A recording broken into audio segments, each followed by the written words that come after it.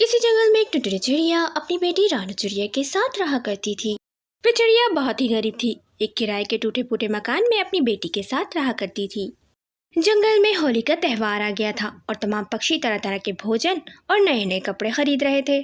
वे रानू चिड़िया अपनी माँ से कहती है, माँ, जंगल में होली का त्योहार है और सब पक्षी नए नए कपड़े खरीद रहे हैं और मिठाइयाँ भी। तुम कब मुझे नए कपड़े और मिठाई दिलाओगी? मेरा भी मन करता है।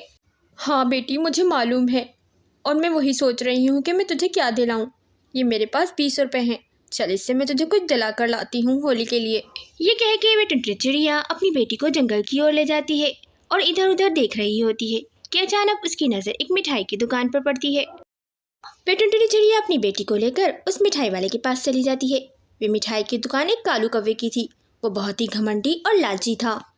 वे गरीब पक्षियों से बहुत चिढ़ता था और उन्हें अपनी दुकान में भी आने नहीं देता था। कहता था, दूर खड़े हो, मेरी मिठाइयाँ खराब हो जाएंगी।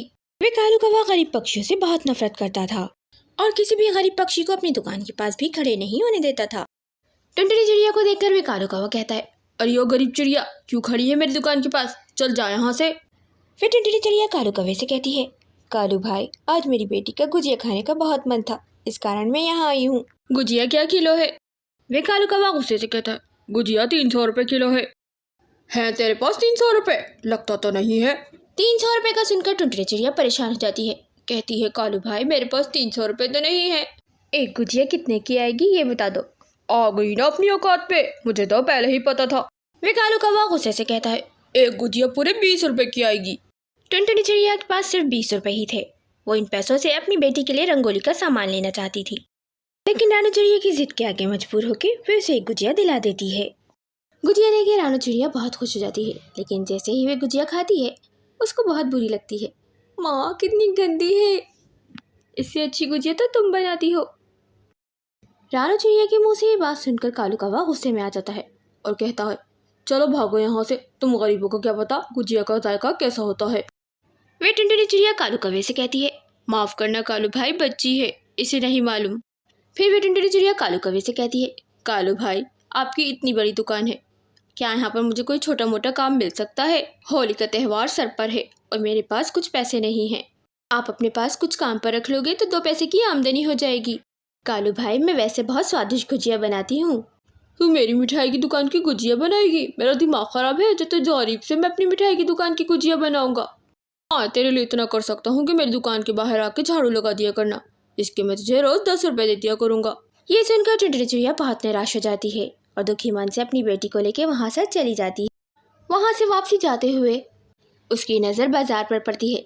बाजार रंगारंग रंगोली से भरे होते हैं और तमाम पक्षी और उनके बच्चे बड़े शौक से गुब्बारे रंग खरीद रहे होते हैं। टुनटुनी चिड़िया और उसकी बेटी ये सब देखकर उदास मन से आगे चले जाते हैं। कुछ देर उड़ते उड़ते वे दोनों माँ बेटी जंगल में आगे निकल जाते हैं।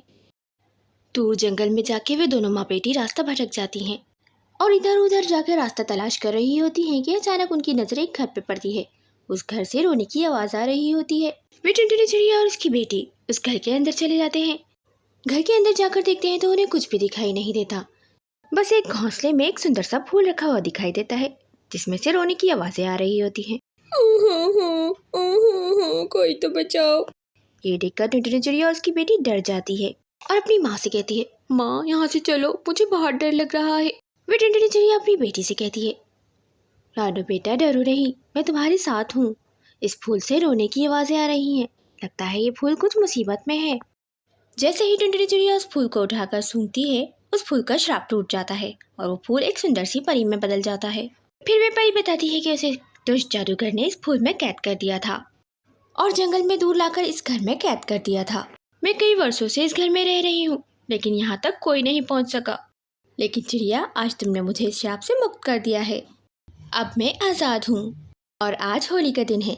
फिर वे परी टुनटुनी चिड़िया और उसकी बेटी को ढेर सारा धन और बहुत सारे कीमती जेवर इनाम के तौर पर देती है, जिसे लेकर टुनटुनी चिड़िया बहुत खुश होती है और उन पैसों से टुनटुनी चिड़िया ढेर सारा होली का सामान खरीद लेती है और पक्षीपुर के तमाम गरीब पक्षियों के साथ मिलकर होली मनाती है और बहुत खुश होती है।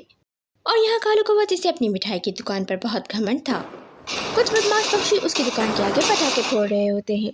उन पटाखों की आग उसकी दुकान में आके लग जाती है और देखते ही देखते इसकी दुकान में आग फैल जाती है। वे कालू कौवा चिल्लाता है, बचाओ, अरे बचाओ, अरे कोई मेरी दुकान को बचाओ। लेकिन तमाम पक्षी वहाँ से भाग जाते हैं, कोई भी इसकी मदद नहीं करता और यूं ऊपर वाला भी उसे उसकी घमंड की सजा दे देता है। गाइस, इस कहानी से हमें प्रेरणा मिलती है कि होली का त्यौहार अमीर गरीब सबका है और हम सबको मिलकर ये त्यौहार मनाना चाहिए और गरीबों की मदद करनी चाहिए। गाइस, वीडियो पसंद आए तो वीडियो को लाइक और हमारे चैनल को जरूर सब्सक्राइब करें।